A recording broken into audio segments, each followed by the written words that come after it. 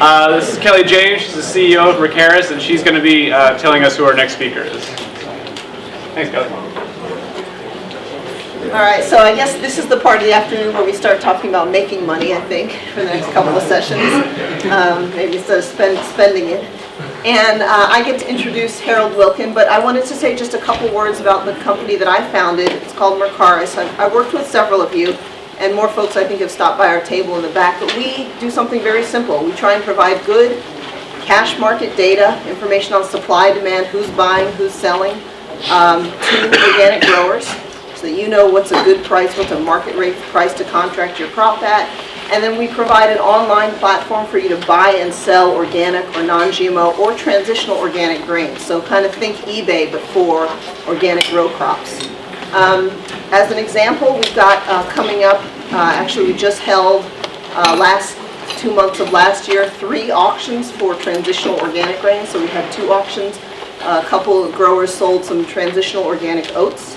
They got a nice premium for it, landed about halfway between the local cash market price for conventional oats and the organic food grade oat price. So this was a grower, these growers were 2 years into the transition process, and they were able to get some benefit out of that, financial benefit out of that.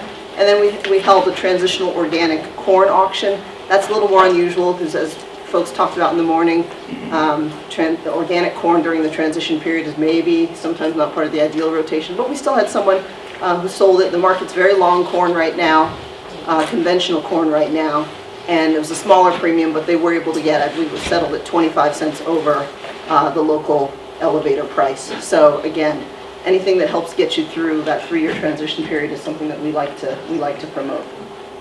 We have an auction coming up at the end of the month for non-GMO corn. If you're transitional organic, your corn would qualify. Or if you're already growing non-GMO corn, feed grade, it might be something you're interested in. So just stop by the booth in the back and you can actually get a spec sheet and see whether that's something you'd like to participate in.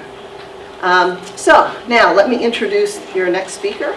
And I will say most of you probably know Harold already.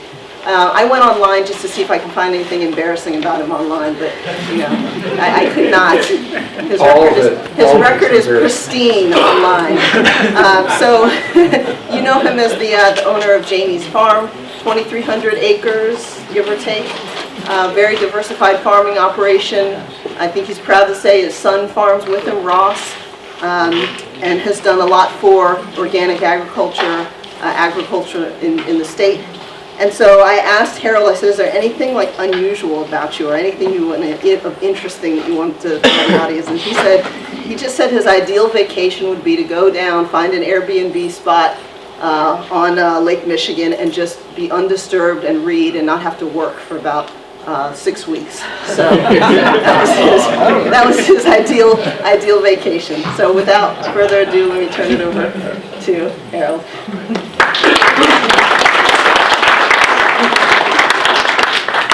Thank you.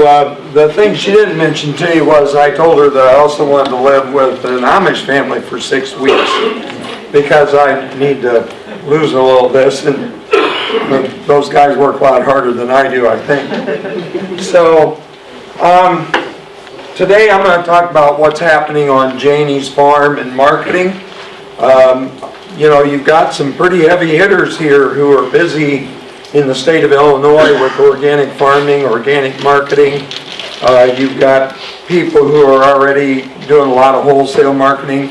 You've also got people who are doing specialty marketing, ancient grains, different types of corn, and selling it straight to either the cook or the miller. And let me tell you folks, times are a-changing.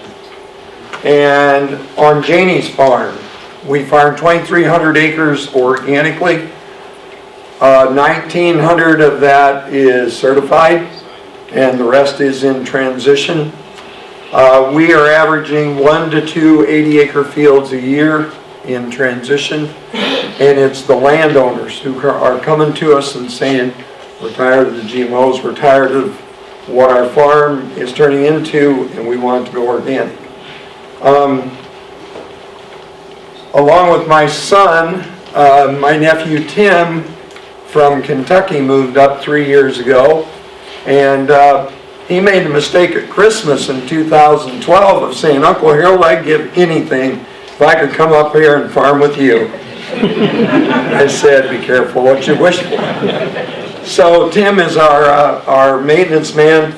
He grew up on a small cattle farm up in northern Kentucky, and he's doing, him and another hired man of mine, and also a landlord, Ryan Wolf, are doing grass-fed beef.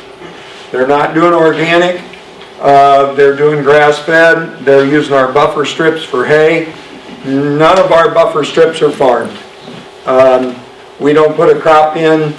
I don't want to mix GMOs from the neighbors into our combine, introduce them in any way, shape, or form. When we take over a farm, we put in about 30 foot of red clover alfalfa, orchard grass brome. By the way, where's Harriet? Right here. Hi, Harriet.